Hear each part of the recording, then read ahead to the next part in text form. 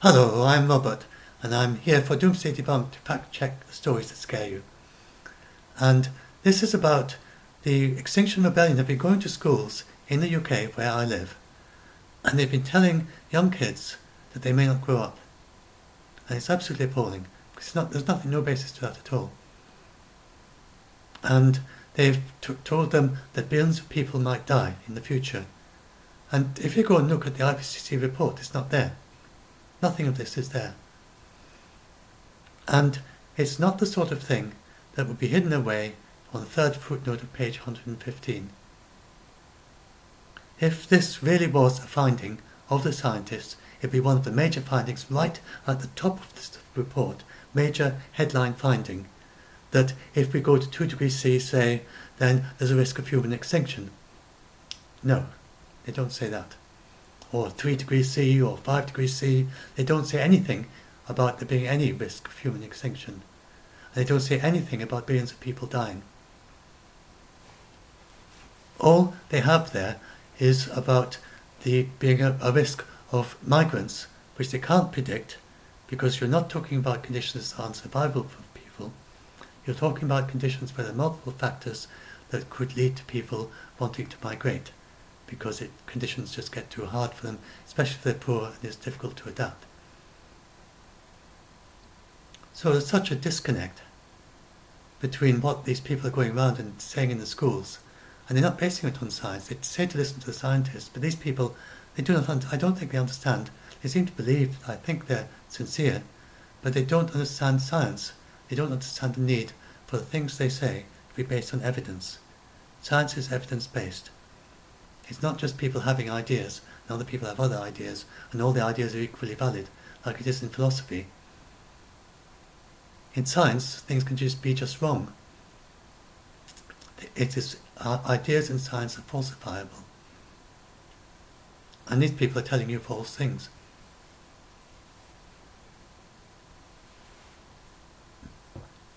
So, and the idea of human extinction is particularly bizarre. It's hard to think what these people can be thinking, because if you think, I'll ask you this question: how long do you think it will be before the Greenland ice all melts, if we follow business as usual, all the way through until all the fossil fuels are gone? Because obviously it can't be too hot for humans for so long as there's ice. And these people are telling you that humans could become extinct in 5 years or something. Well, look at how long does it take Greenland ice to melt? This is business as usual, and this is by year 2100, and that is by year 3000, which is the point at which it might all melt. But it might not, because there's between 72, it could be a quarter of it still left by the year 3000. That is obviously not a world that is too hot for humans. Hardly any difference between the low emission and the business as usual. You wouldn't expect to, not by then. It takes a long time for all that ice to melt. So if anyone comes into your school, if you're a school child, or if you see someone on television, if you're an adult, saying that humans risk extinction, just keep that picture in your mind and just remind yourself, how can they possibly think that that is a world that is too hot for humans?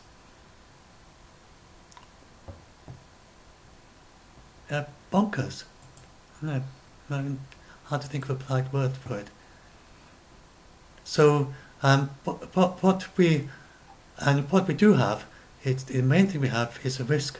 So in terms of children, if you're a child in the UK, then you are not at risk of not being able to grow up. You will grow up.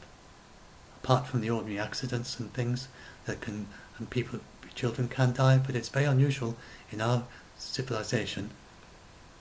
The risk of dying before age 10 in Victorian times is equivalent to the risk of dying before age 70 in our civilization.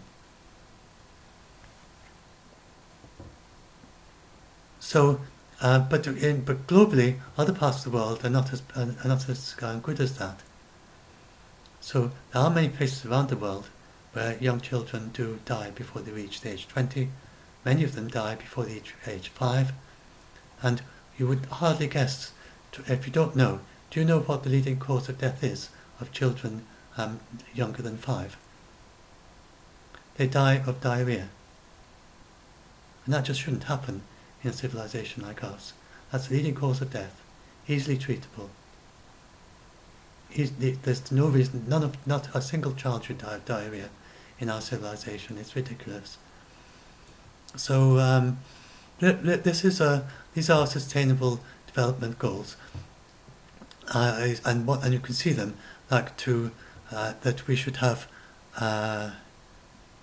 What are they now? Oh, I've got the wrong picture there. I've got the wrong picture there. Why have I got those ones? But anyway, I must have put the wrong picture in there. Good quality education.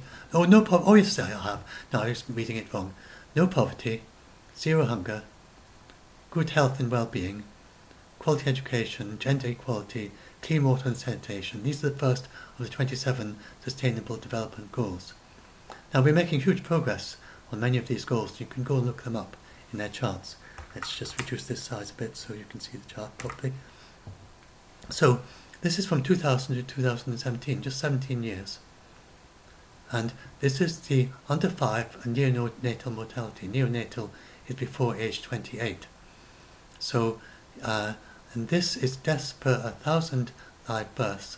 So that's 16% would die in the year 2000 in sub-Saharan Africa. It's now got down to about 7%, but it's still far too high. We shouldn't have that many children dying before age 5.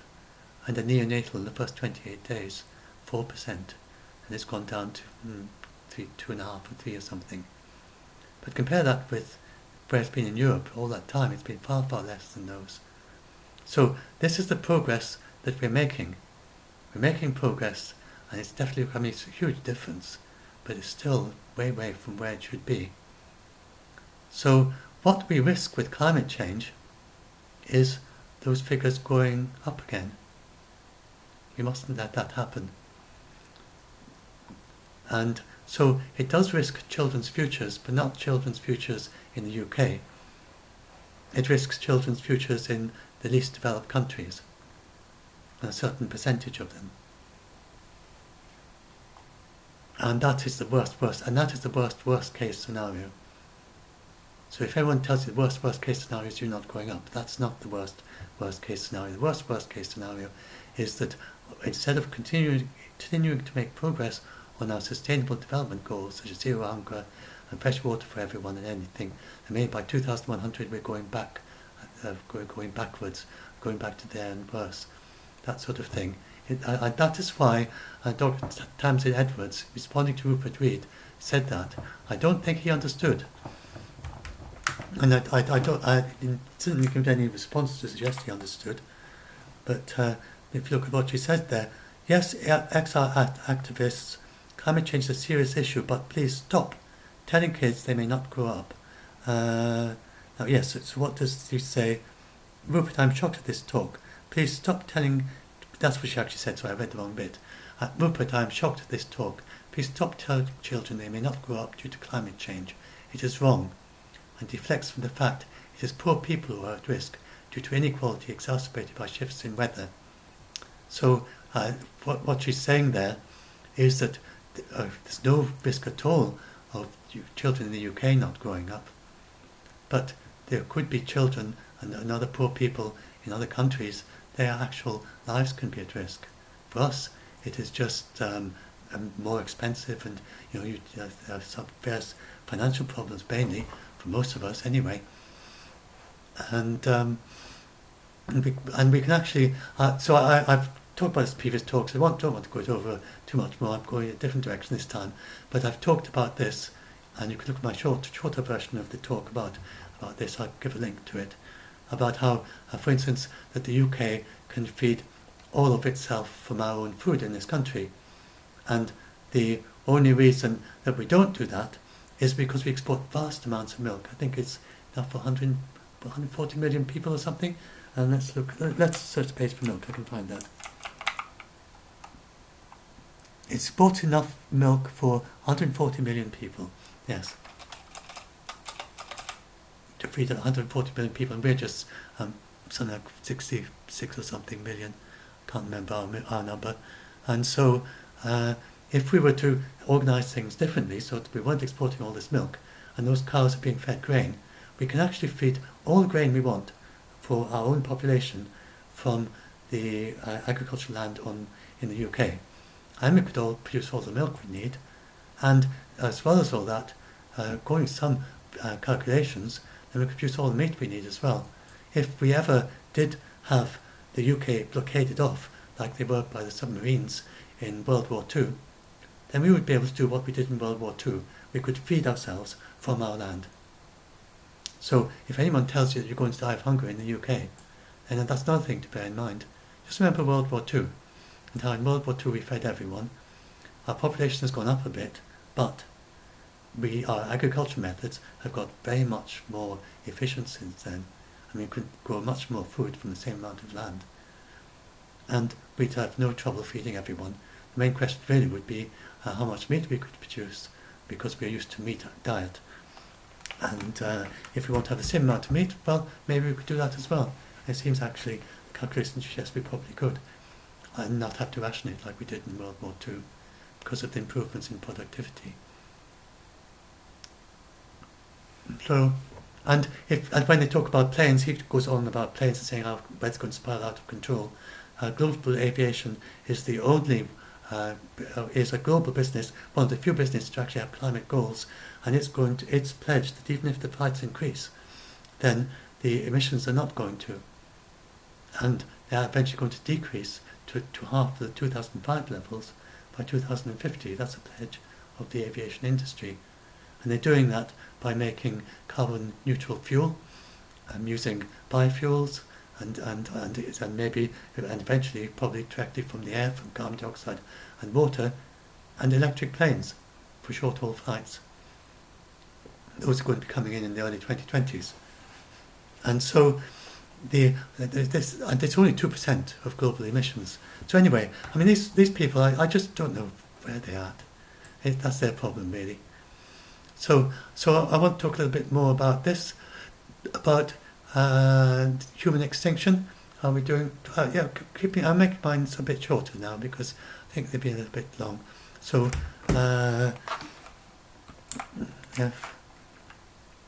extinction. Yeah, extinction stories. Right. So I just want to say we've had. You'll probably have seen vast numbers of extinction stories on the internet and on the news, mainstream news. This one was one of the main stories in the BBC at the time. It was not true. Well, it was a very, if you have a look at the study, it was very, very sketchy, and there's lots of other stuff has contradicted it. So have a look at it. This was their map that they based it on. You see most of the world is white. And this one, I don't think it was shown on the news. And this purple spot here is the domestic honeybee. And that's for the only date they had for the whole of Australia was domestic honeybee. The only date they had for the whole of China is a domestic honeybee. And that's a bit like a report on diversity of mammals that looked at pigs. Because you just grow as many honeybees as you want. If you want more honeybees, you just split the hives, and you can split the hives as much as you like. You could double your number of honeybees in the next year easily if you wanted it, if you needed twice as many. And the colony collapse disorder doesn't make any difference to that. And actually the number of bees, of domestic honeybees, is going up all the time, and there haven't been any down swings in it, even through all the colony collapse disorder worldwide. So this just didn't deserve to be on mainstream news. And they searched for declined star so they were looking for declining trends. They didn't preferentially looking for them. So there are other studies have come to completely different conclusions, much more thorough studies than this. The FAO, and they did a study where they got actually people sending in reports from all different countries that communicate with the UN, and they gave the reports individually to insect biodiversity in their countries. They were looking particularly at pollinators of crops. and some of them have increases, some have decreases, some are steady, and depending on the various habitats, the only consistent trend they saw was pasture grazed by animals, where there's a decrease, but others were all over the place. There were various projects that are actually helping with insect biodiversity, and actual numbers of insects. I mean, that's insects increase in numbers with warmth. The study for Puerto Rico, so that is in these worst fact-checking things. If I could look down a little bit. Is it Costa Rica? No, oh, that's silly. I have a funny thing that my mind comes out with the wrong thing sometimes. But I think one thing and type the other, or I just get confused. No, it's Puerto Rican study. I'll have to change that. So the Puerto Rican insects increase with warmth and don't decline, and they got confused by the forest of by effects in the forest of Hurricane Harvey. And if you go to the Guardian, so this has been completely disproved. This is a false study. There was a mistake. It says more than 9 months old, but there's nothing here to say that this is a mistake. They just don't say. I don't know if they don't know, but there was a study that came back, and I'll bring up the study that disproved it and showed they made a mistake. You'd expect. So where is the study that? There we are, that one. So we bring that up. There's this paper, and they analysed it more carefully than those original people did, and they found it's actually increasing. Populations are not declining, food webs are not collapsing at the Luquillo Experimental Forest, which is what this was based on. And they actually found that the other study had been confused because there was an increase in insects right at the beginning, because a hurricane had knocked down lots of trees, which encourages insects. When trees are felled and you get clearings, you get more insects. So they had this artificial increase, which they hadn't taken account of, and that's what led them to thinking that there's a decline. And then if you carefully correlated the numbers of insects with the temperature, then it becomes clear that warming conditions lead to more insects, and more insect-eating birds and more insect-eating frogs, which is what you'd expect, because insects like warmth as long as it's moist and wet, which it would be in a forest, especially a rainforest. So this is mistaken, but it's still there. They've still got this thing saying, what was that thing? Insect collapse, we are destroying our life support systems. It's just completely false. Look, she said, after 35 years to find 98% of ground insects had vanished. That seems very, very serious, doesn't it? But it's just not true. Because they've done their earlier study when there were vast numbers of insects because of a hurricane. So we need to watch out for this. There's loads and loads of mistakes in the media like that. And a million species risk extinction in decades, that was false. The BBC said, all this suggests around 1 million species now face extinction within decades, rate of destruction 10 to 100 times higher. Now it was 10 to 100 times higher, but that's not actually what they said. The threatened category, which those million species are, include, they might have confused it with the endangered category. I think they probably did. They're rather similar words, but they mean very different things. So threatened means a 10% chance in 100 years of population size less than 1,000 mature individuals and yet disabled, and various other possibilities. But the endangered category means 20% in 20 years or less than 250 mature individuals. I think I confused those two. And half of those were insects, and from an estimate of they did by 10%, they estimate 5.5 million insects. So there's, of that 5.5 million insects, then there'd be maybe 0.5 million that have this 10% chance of extinction, which would mean that maybe 0.05 million would actually go extinct by 2100 if that entire 10% chance was actually realised. So it's a very different situation from the situation, from the impression you get that all those 5.5 million species were going extinct, or nearly all of them. Maybe 0.05 million of those 5.5 million, according to this estimate by best. So, and it wasn't any new, it's just what the ICN red list say. And then you get this whole thing about the killer frog disease. That was over decades ago, and it's now recovering. A retrospective analysis of a disease that was discovered in 1998 after 2 decades of puzzling extinctions of amphibians, and it peaked globally in the 1980s. It was discovered after it had peaked. They didn't know the cause for it, now they do. And 12% of species are now recovering, and now others have not yet started to bounce back, and many are still declining. And in some areas it hasn't reached yet. So eventually, this golden fox still exists in captivity, and sometime it's going to be returned. And yes, I asked you to, if you try and guess, you may have just seen it when I've scrolled down, but in case you haven't, then try and guess how fast you've probably heard that the frogs had a pretty bad time this last century. And this is the fastest extinction rate of all of them, of frogs, birds, reptiles, mammals, and so on. And what do you think is the extinction rate? How many do you think go extinct in a century? I think many people would guess 40%, 20%, something. The answer is 2%. And that rate, in 1,000 years, 20% would go extinct if we continued at that rate. And we're not headed for a world without frogs by 2100. And the birds are amongst the least in extinction. So there have been some of these appalling extinction stories. Common birds like great tits at risk of extinction. That's completely false. It's a misunderstanding of something called the Living Planet Index. A lot of these ones that get it completely wrong are based on the Living Planet Index. And this is a rather strange way of counting, where you look at all these populations and you just are blind to the size.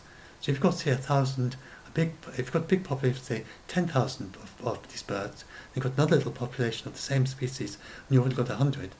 And a little population with 100, if that goes down to, say, 40, and the 10,000 increased to 11,000, then you'll say it is declining, because you average the percentages over all the populations. So even you can have the numbers actually increasing by quite a bit, and yet the Living Planet Index will say it is declining. And this is the source of many of these stories that are saying that the numbers are declining, because they're using this unusual. It's quite useful scientifically, because it helps you find out what's happening to small populations, but it's not the truth it's not actually true the way they put it, and you're not risking mass extinction if a small population is decreasing and a large population is increasing. So this is they're saying that common birds like the great tits, the great tit isn't going to extinct. It's not even there's no possibility of that. And this is the same thing, Living Planet Index, a giant like world without salmon, beavers, hippos, crocodiles, or river turtles. And then we got this one. This was shown on BBC News for Children. They said koalas are already functionally extinct. So I'm saying it's not just Extinction Rebellion. These are journalists, and this is the BBC. I don't believe the climate change stories. I'm sorry to tell this to you, but don't believe climate change stories or extinction stories on the BBC. They're not reliable. Not on this topic area. You need to go to the scientists, but they rarely get their voice heard, and they tell you the way things are. The good scientists, the mainstream scientists, not the junk scientists, like the IPCC and IPBES. So they said koalas are already functionally extinct. They're telling kids that. Functionally extinct means that there's not going to be another generation. And I mean, how can anyone think that? I mean, you may not know, but koalas can be bred in captivity. And then there are quite a few and look, this is what the BBC says. The Australian Koala Foundation says there are fewer than 80,000 koalas left in the wild. Though 80,000 sounds like a lot, the foundations say these koalas are unlikely to produce a new generation. I mean, what can that report have been thinking? 80,000 koalas, yet they're not going to have even one young koala in the next generation. I mean, I think these people are whirled up in ideas. They don't really think clearly. They just caught up in these ideas. And the ideas kind of appeal on clickbait titles, and they're thinking, what kind of clickbait title can we put? Oh, 80,000 koalas, and then they're unlikely to produce a new generation. And it turns out that it originated in a remark about an expert plan to save a tiny subpopulation, which is otherwise at a risk of extinction 10 to 15 years. And they outlined a plan to save them. And they're easy to breed, and they're vulnerable and decreasing, but 80,000, they expect to produce many new generations and many conservation measures in place. And no, they're not functionally extinct. Got another one like this about the horse chestnut. Alarming extinction threat to Europe's trees. And this is horse chestnut now classified as vulnerable to extinction. But what they didn't realise is you'd naturally think that means the horse chestnut we see in our streets and gardens and forests. But actually, it's about the native, original horse chestnut tree in the original range of the species. And so the wild horse chestnut in its native habitat, which is reduced to 1,500 trees in Greece, less than 500 each in Albania and North Macedonia, has declining populations. So it is at risk, but it's at that lowest level of risk of vulnerable, small risk of extinction in the wild by 2100. So, and we could stop that. The various things like there's the land that it's on has a tendency to landslide, and so various factors that actually affect the small number. But this is the original wild horse chestnut. It's not the cultivated one that we see. And more than a quarter of UK mammals, and that was not true either.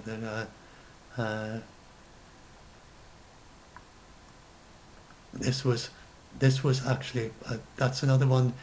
So first of all, it was not the it's not global extinction. This was that some of the mammals in the UK but the regional rather global, and many in that are in that threatened category and have no risk. For instance, red squirrels are in there. They have no risk at all, extinction at all by 2100. And others have only small risk. So the population's been steady for decades. The total number of mammals in UK, just amongst all species, have been steady for decades.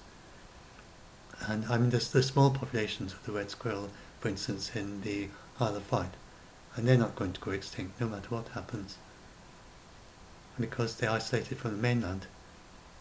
So there's no way that we're going to, and the red squirrel they occur in other countries. It's just that the red squirrel in the UK could become regionally extinct, but it's not true. It doesn't actually face extinction. It's just the vulnerable category which doesn't. And then birds vanishing from the US skies, and this was one of the worst, because all they found is that some very large populations and they included things like starlings, which are an invasive bird in the US, and these decreasing. And if you, according to many perspectives, it's good to have fewer starlings in the US. And there were some other ones that were very big, major common birds. And then this was quite a weird paper. I mean, most of it was quite straightforward, but they said extinction of the passenger pigeon provides a poignant reminder that even abundant species can go extinct rapidly.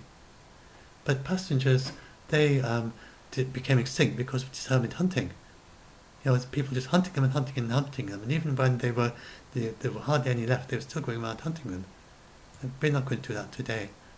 They didn't even understand the reason for conservation. They didn't have conservation laws back then. Nobody even thought they're quite easy. They wouldn't have been that difficult to preserve from extinction. They did have a small flock of birds, but sadly which was kept in captivity for a while, but sadly they just didn't have. They produced some young, but not enough, and they eventually just kind of petered out, and there were only 2 left, and they just didn't have time to kind of figure out how to preserve them and keep them before they'd all gone. Because nobody really took much care about trying to keep any, just some that happened to be in captivity, when they said, oops, they've all gone. Well, we have got a few left in captivity, can we do anything about that? But it turned out it was too late. So that's not going to happen today. And especially like sparrows. I mean, sparrows aren't going to go extinct. So this was a rather strange that. And plant extinctions, bad news. So only 571 plant species have gone extinct in 250 years. And this was actually a news story that it was actually less than expected number that had gone extinct. But the BBC reported as plant extinction, bad news for all species. And bad news for life on Earth. Plants become extinct 500 times faster. It was actually slower than they expected. And nearly as many were thought to be extinct and rediscovered. 600 plant species, 0.15%, not bad news for all species, scary and clickbait. That's my debunk. So when you and then you have the collapse of civilization story. So this is my fact-checking page, and I some of the worst fact stories as they come along, I put them on this fact-checking page. As you see, there are loads and loads of fact-checking failures for extinction stories. And then you get these toy models as well. I'll talk about that in another video. So don't worry about all those things. There's just an awful lot of nonsense out there that claims to be science and isn't. So it's not just the Extinction Rebellion. There's also the mainstream news, and they just get things wrong. Plain and simple. And there are lots of things that you could do personally to help with climate change as an individual.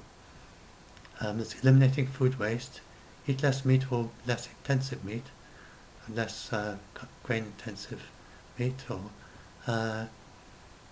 reduce meat waste, reduce food waste of other kinds, shop for climate friendly clothing, peat-free potting compost, energy saving about the home, like LED lighting, low energy devices, reduce your car use, and fly by plane if fly by plane consider offsetting, and trying to reduce, and also trying to reduce the number of flights, but you don't need to stop flying, and because that's eventually going to go zero, go very low emission, and be capable of being compensated for. And finding space for nature in your garden. And then one thing you can do, if you can manage to give your cat a colourful collar to stop it killing birds or bells, then that's great for helping. An awful lot of small birds are killed by cats, and an awful lot of them also fly into windows, and you add stickers to your windows. And these are all things that anyone can do. And share the good science with your friends. Listen to what the scientists themselves say, and then spread that around. And help them to listen to the IPCC. I've got some links on this page for the IPCC. And for the adults, you don't need to have less children, or feel bad about having children. Remember, your children may be, when they grow up, may be the first zero emissions generation, and they may help bring that around. And we need children in the UK and in the rest of the world. And it's only really in the developing countries, and only really the very poor people, they have lots of children because so many of them die when they're young, and others are rather sickly. And unlike us in the West, they're dependent on the children when they grow up to grow the food for them when they become old. So it's really rather important for each generation in Africa that the next generation actually has at least some healthy people who will be able to work the fields. And for as long as they're having lots of them dying, and of the ones that survive, a lot of them sick, then of course they're going to have lots of children, because they need some healthy children to grow up. And so the priority is achieving health and good health, and reduce infant mortality, higher education, and more education for them, and and greater prosperity, and that is actually happening. As you saw, all those figures are how it decreased. The infant mortality is decreasing, and lots of good indicators, and that is what we need there. And then combined with that, family planning advice to help them, they can have less children, and explaining to the new generation that the previous generation had lots of children, but they don't have to, because they're now healthy again, healthy and can grow up. But we don't need to have less children in the developed countries at all. So, righto. And so now I've got a bit here about how just listening to the scientists. And then I just want to say, if you're feeling, so I'll finish this quite soon, I don't want this to be too long. Yeah, listen to the scientists. I've got some links somewhere here for them. Links to the scientists, and the IPBES and the IPCC, and they're the co-chairs and press conference. And they'll tell you it right. Not like just listen to the press conferences that the journalists listen to, and you'll get a much better idea than you will if you read the stories the journalists wrote after they listened to those press conferences. You will hardly believe what a difference it is, what they actually said and what the journalists wrote. It's just not the same thing at all.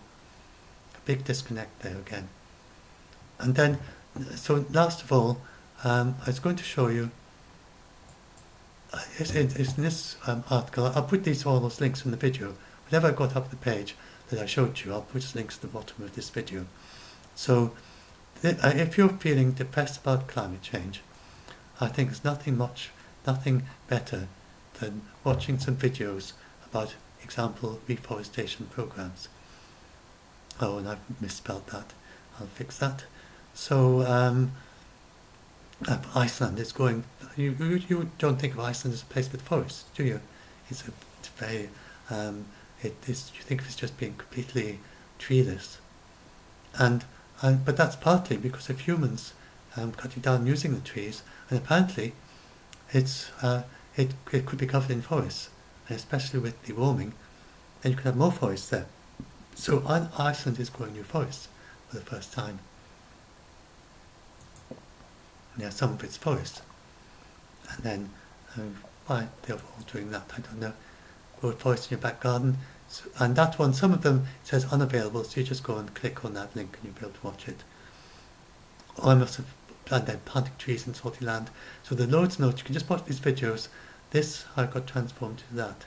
There's several hours of video on that page, and I know of nothing better for kind of restoring your giving you a good heart about climate change. Just looking at all the things that people are doing there in that way, and think about it all around the world. How many people are doing so much to restore the world? And I'll also pop this up. We were talking about koala bears, and let's go to my list. And these the projects being done in Australia. Although Australia, in some ways, it's you talk about how they're not really doing enough for climate change, and you talk about the coral reef and so on. But there actually are some very good. That's about Australian renewables. If you're worried about that, positive news. Conservation projects in Australia. So, if you're worrying about, if you're feeling kind of scared or unhappy or sad about what's happening in the world, then here's another thing you can look at. All these conservation projects, lots of videos about the conservation that they're doing in Australia. So the things like this, see those videos again. I think there's been an hour to maybe several hours of video there you can watch, of just all the things they're doing in Australia to help with conservation. So, leave it like that, that's, and this is about how they, it gets a little bit technical here, but depends, you might find, it depends how much you're into, but it's about how they're working on ways to help with the Great Barrier Reef. I don't know if you know, but the Great Barrier Reef was at one point they were going to sell it for limestone to put on for the foundations of houses. They didn't realise what they had there back in the 70s or something. And then some activists involved, eventually persuaded people, and they got biologists, and they came along and they looked at it and said, what you're just about to dig up and tend to foundations is actually a remarkable ecosystem. In fact, looking a bit more, you've got nothing like it. It's amazing and wonderful. And then they managed to save it, thank goodness. So that's another nice positive story about how the Great Barrier Reef was saved, and we're continuing to save many things. So, anyway, that's the way to look at it. There's an awful lot positive going on, and I'll be doing more videos like this. All my videos, I try to make sure that I try to balance all the things. There are serious things going on, but there's an awful lot of positive stuff happening. And really, it's been so strange for me, because like 5 years ago, nobody even was thinking. Even last year, hardly anyone was thinking about climate change. Well, not 2017, say 2017, going through 2018, and then suddenly they kind of wake up and they say, oh, so climate's really changing, and it's quite serious. I never noticed. They hadn't heard what the scientists have been saying for decades. We are actually tracking exactly what the scientists said back in the 1970s. Don't believe the people who say that we're not, because Carbon Beef did quite a good thing about that, about how the models back then, we're pretty much exactly tracking what they said and the predictions they say. And lots of mistaken, badly informed articles about that. In fact, I think I got one. This one. This was absolutely appalling. The New York Times. I did this as, how does the New York Times get how scientists got climate change so wrong? Fact-checking their climate articles. And so this was an example. They said, in 1990, the IPCC said in its first report that the permafrost was not in danger of thawing. So, you go to the 1990 IPCC report, and it says such a rapid warming could result in significant thawing of the permafrost. So that shows the quality of the New York Times reporting on climate change. And that's not the only story. They've had many stories like that. They just get it wrong. They just don't bother. I don't know. Do they have a monkey or something there that does the research for them? This journalist can't have read the thing that he was writing about. Yeah. So take these things with a big pinch of salt. But climate change is real. But listen to the scientists. But don't listen. It's not the scientists. I'm not saying that there's no climate change. There is, and it's very serious and it's significant. And you say there are important risks, especially to the poor people in developing countries and to us all around the world.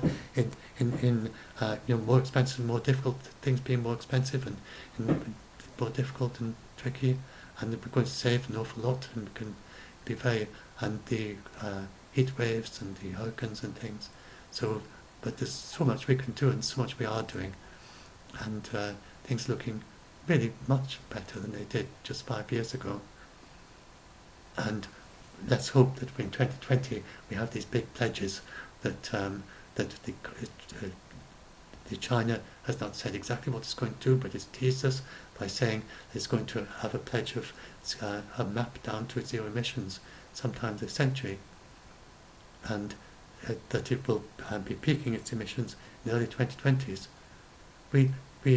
And the emissions are expected to go up slowly through to 2020, and then we have to turn it around.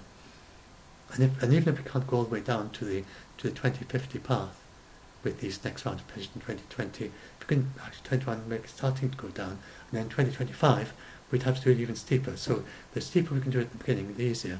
But if it's not so steep, then in 2025 we can do it, and then we've got 2030, because those are the times that we do these regular pledges, where each time the countries increase all their pledges. So 2020 is when to look forward to and see what actually happens then. And let's hope we make significant progress in 2020. And but it's not. We're not headed for a world without. Yes, so I think we've done everything. I said right at the beginning. It's just. It's not a worst case scenario. It's not a scenario at all. What these people are telling you, and there's so much positive going on.